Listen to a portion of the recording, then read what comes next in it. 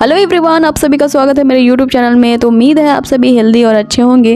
और अगर आप मेरे चैनल पर नए हो तो वीडियो को लाइक कर दो, साथ ही मेरे चैनल को कर दो सब्सक्राइब। जैसा कि हमने पिछले एपिसोड में देखा था, वो डिवाइन लेडी जिसका नाम वेरोनिका होता है वो आ चुकी होती है न्यू सिसल में। अब उसकी अचानक से एंट्री इन सबको खटक रही होती है। साथ ही उसके आते ही वहाँ फैल जाती है एक भयानक महामारी, जिसे वो डिवाइन लेडी वेरोनिका ही ठीक करती है। और यहाँ उसके चमत्कार से वे सारे निवासी हो जाते हैं इम्प्रेस और उसे वो बहुत ज्यादा रिस्पेक्ट देने लगते हैं, जैसे वो कोई गॉडेस हो। अब एपिसोड शुरू होता है जहाँ गावी अंबर से पूछ रहा होता है कि तुम्हें उस वेरोनिका के बारे में क्या पता चला, जिस पे अंबर उसे एक डिवाइस देती है और उसे ऑन करते ही यहाँ अंबर की पर्सनल इंफॉर्मेशन प्ले होने लगती है, जिसे वो अचानक से बंद करती है और उसे करेक्ट ऑडियो सुनाती है, जो कि ये होता है कि वेरोनिका अपने गॉड ऑफ होली लाइट से बात करती है और उसे कहती है कि वो इस नए डोमेन में आ चुकी है और यहाँ सब कुछ उसके प्लान के मुताबिक ही चल रहा है। आगे वो उस ऑडियो में कहती है कि इस न्यू सीजन में बहुत सारे ऐसे लोग हैं जो उसके फॉलोअर्स बन जाएंगे। अब उस ऑडियो में वेरोनिका के बस इतनी ही बातें होती है, जिसे सुन गावी कह रहा होता है कि बस इतना ही, जिस पे यहाँ अंबर कहती है क्या ये काफी नहीं है। आगे यहाँ गावी को हेया इन्फॉर्मेशन दे रही होती है कि जैसा कि हमने उस पे सस्पेक्ट किया था, वेरोनिका हमारे पूरे डोमेन की इंक्वायरी कर रही है और जितने भी लोगों को उसने क्योर किया है वो उन्हें उस होली लाइट सेक्ट में ज्वाइन करने बोल रही है। जिस पे यहाँ गावी कहता है कि अब उन्हें अपनी अगली चाल चलनी होगी।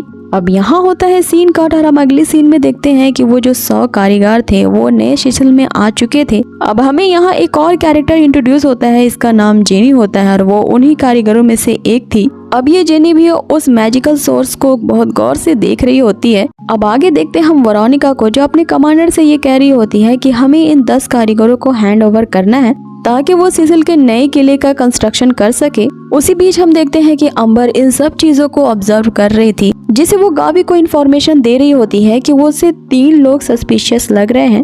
अब वो डिवाइन लेडी तो उनके शक के दायरे में पहले से ही थी और दूसरा उनका शक जा रहा होता है उसी के कमांडर जनरल पे। आगे वो बताती है कि उसे एक ऑर्डिनरी सोल्जर पे भी शक हो रहा है जिसकी हरकतें कुछ ठीक नहीं लग रही।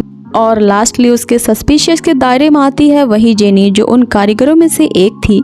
ये सुन के गावी उससे कहता है कि हमें अपने प्लान के अकॉर्डिंग ही काम करना है, जिस पे यहाँ अंबर कहती है कि मेरी पेमेंट पहले कर दो तब मैं ये करूँगी, और साथ ही मेरी पहले की भी पेमेंट करो। अब बेचारी को तो बिना पेमेंट के ही ये सब करना पड़ रहा था।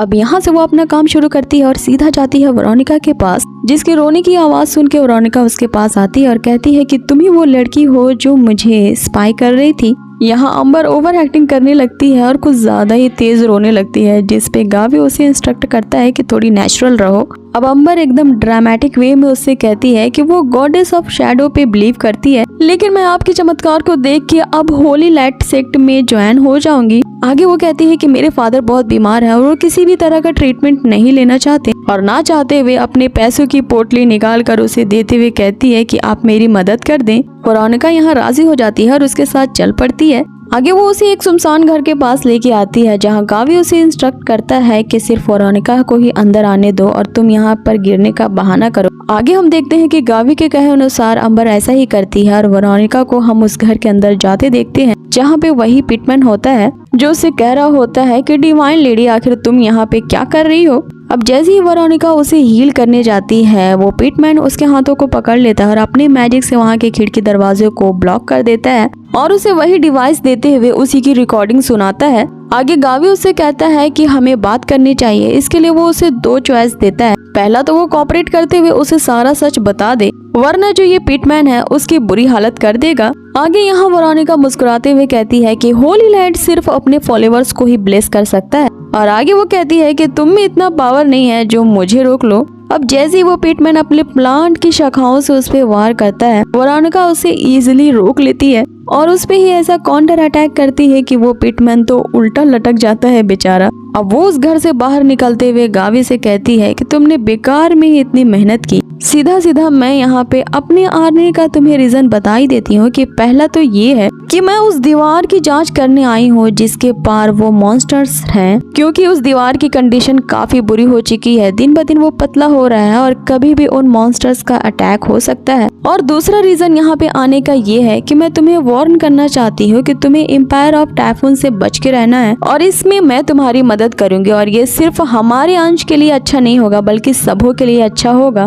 अब यहाँ गावी भी उसकी बात सुन के हैरान रह जाता है कि टाइफाइन का एम्पायर आखिर क्या करने वाला है। अब यहाँ सीन कट होता है और हम अगली सीन में देखते हैं उन सारे निवासियों को जो हिप्नोटाइज लग रहे थे, मानो वो एक एक कैंडल लिए उसी होली लाइट की तरफ जा रहे थे, जिसे देखने से लगता है कि कोई उन्हें कंट्रोल कर रहा है। अब ये देख के यहाँ गावी भी परेशान होता है कि ये क्या हो रहा है। आगे वो कहता है कि हमारा वेरोनिका पे नजर रखना बेकार गया, क्योंकि यहाँ वेरोनिका के नाम का इस्तेमाल करते हुए कोई और ही है जो ये सब कुछ करवा रहा है और वही इन सारी चीजों का मास्टरमाइंड है। आगे वो पीटमैन कहता है कि वेरोनिका के सम्मान में हमारे जितने भी निवासी हैं वो सारे उस होली लाइट सेक्ट के फॉलोअर्स बन गए हैं, जिस पे गावी कहता है कि ये अभी हमारे लिए परेशानी का मुद्दा नहीं है, हमें बस उस मास्टरमाइंड को ढूंढना है जो इन सब के पीछे है। आगे यहाँ पीटमैन कहता है कि वेरोनिका तो लगता है इन सब में नहीं है, लेकिन हमारे जो और 3 लोग हैं जिन पे हमें शक है उन्हीं में से कोई जरूर होगा जो इन सब का मास्टरमाइंड है। अब ये सुनते हुए गावी यहाँ ब्रायन को ऑर्डर दे रहा होता है कि अब हमारे एक्शन का वक्त आ गया है। अब इसके लिए गावी यहाँ अपनी सोल्जर्स की 2 टीम बनाता है और पहली टीम ए होती है उनकी, जो उस कमांडर जनरल पे ढाबा डालती है जो एक लेटर लिख रहा होता है। ब्रायन उसे धर दबोचता है और उसके लेटर को पढ़ के बताता है गावी को, जो कि बस एक कंप्लेन लेटर होता है जो उसने महाराज ऑफ अंश के नाम लिखी थी। अब उस कंप्लेन लेटर में ये होता है कि आखिरकार कॉमन लोगों को ये नया डोमेन क्यों मैजिक सिखा रहा है। इस पे गावी कहता है कि ये वो नहीं है। अब बारी आती है यहाँ टीम बी की, जो उस ऑर्डिनरी सोल्जर को धर दबोचते हैं जो चोरी कर रहा होता है उसी मैजिक क्रिस्टल को। अब ये देख के गावी के सोल्जर्स उसे चारों तरफ से घेर लेते हैं और तीसरा जो सस्पेक्ट होता है वहाँ पे गावी खुद जाता है। अब जैसे ही वो दरवाजा खोलता है वो जेनी को पाता है जो उसकी सीक्रेट बुक्स को पढ़ रही थी, जिसमें वो सारे फॉर्मूले, प्लान्स और उस मैजिक नेटवर्क के बारे में भी लिखा था। अब यहाँ अजीब बात ये होती है कि जेनी उस बुक को पढ़ती ही यहाँ रो रही थी, जिसे देख गावी भी यहाँ हैरान रह जाता है। आगे उसे पीटमैन बताता है कि इस होली लाइट के कारण इस डोमेन में जितनी भी अपवित्र विंड थी, जिसके वजह से वो महामारी और लोगों का माइंड चेंज हो रहा था, वो पूरी तरह से अब खत्म हो चुका है। अब फिर से वहाँ पे वही डिवाइन शावर होता है और यहाँ पे हम देखते हैं गावी के चेहरे पे एक अजीब सा एक्सप्रेशन। अब उसके इसी सस्पेंसिव एक्सप्रेशन के साथ हमारा ये एपिसोड यही होता है खत्म। मिलते हैं आपसे जल्द ही इसके नेक्स्ट एपिसोड में।